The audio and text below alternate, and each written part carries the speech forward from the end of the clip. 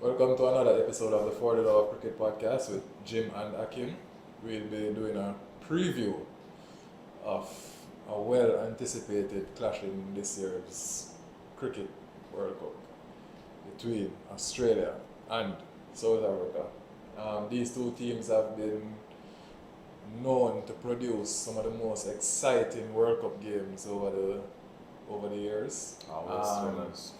The other day, Cricinfo had a top 20 ODI matches from 1975, and two of the top three were South Africa versus Australia in World Cup games. And it should be a thrilling encounter. They'll be playing in Lucknow, a pitch. That is not the best. It's not the best. It's not the best. So you might just be having some luck now, losing the toss for this game. Any thoughts? They'll be playing on a very difficult ground. The highest score on this ground in the last four ODIs is 253.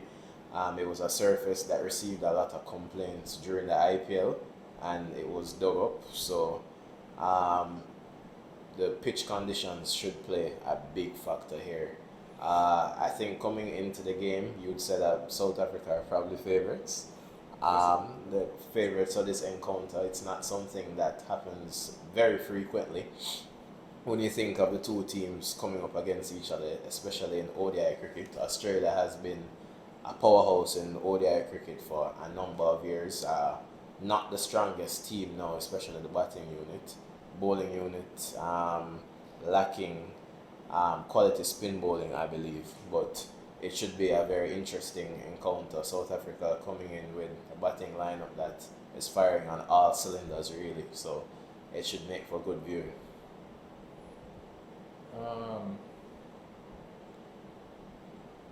South Africa, as I said, favourites to win this game at the moment. The teams have played each other 8 times this year, 5 ODIs, 3 T20s. And South Africa have won 5 of those. They won the one-day series and they won the T20 series. Mind you, Australia were without Stoinis, Pat Cummins, Mitchell Stark. But South Africa made 3 scores over 300 in that series, 1 score over 400. It's a batting lineup that is clicking. It doesn't matter if Australia couldn't field the best team. An Australian second 11 bowling attack is better than most. Yeah, it's still a quality bowling lineup. And the batting lineup, even though it missed Steve Smith, still had Labuschagne and those guys, Cameron Reid, David Warner up top. So, which is why we have South Africa having the edge.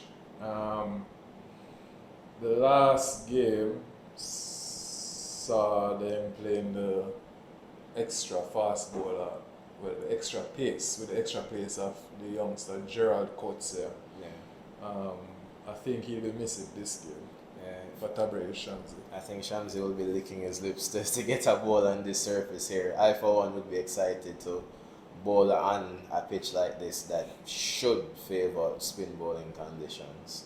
So Shamsi will be excited, and I'm sure he is looking forward to pulling out his crafty celebrations in this game. I hope he doesn't take his show off this time. Any thoughts on the Australian selection? I think that we might see Stoinis featuring in this game. There's a slight chance that he comes in for Cam Green, who has been struggling. Outside of that, I don't really see any changes that could be made or should be made. Australian team still smarting from the first game in which they lost. So, any points of concern in the Australian batting lineup?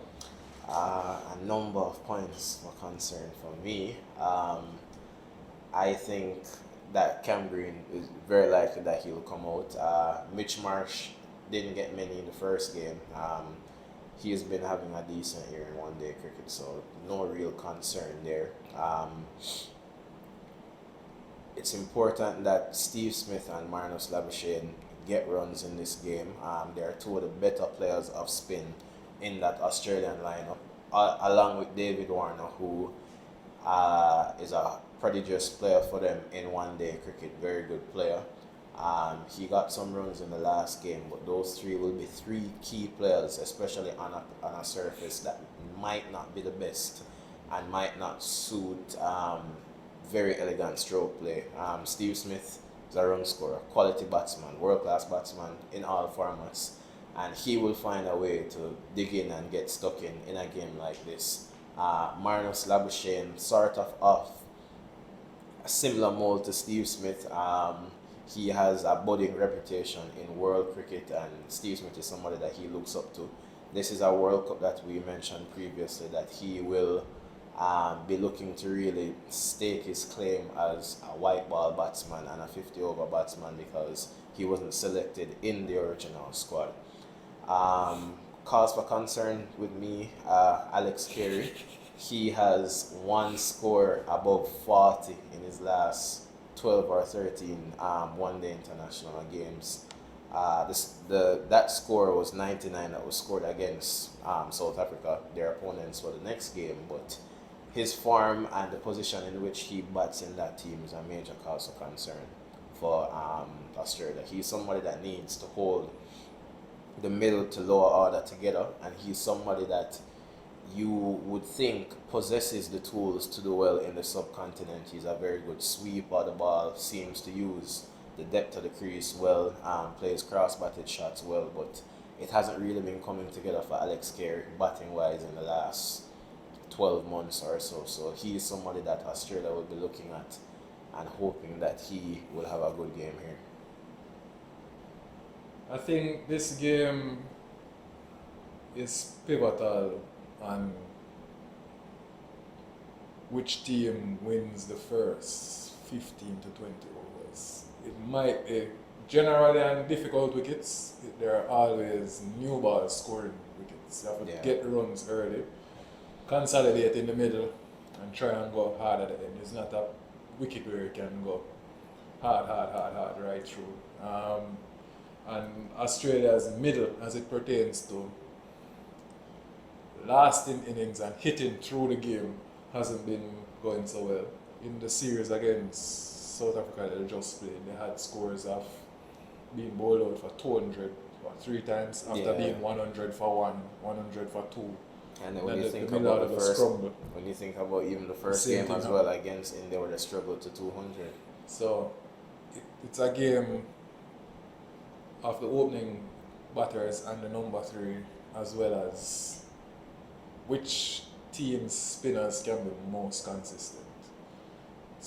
They need 25 overs of strangling spin with picking up some wickets. And I don't know. South Africa's Maharaj, who is consistent.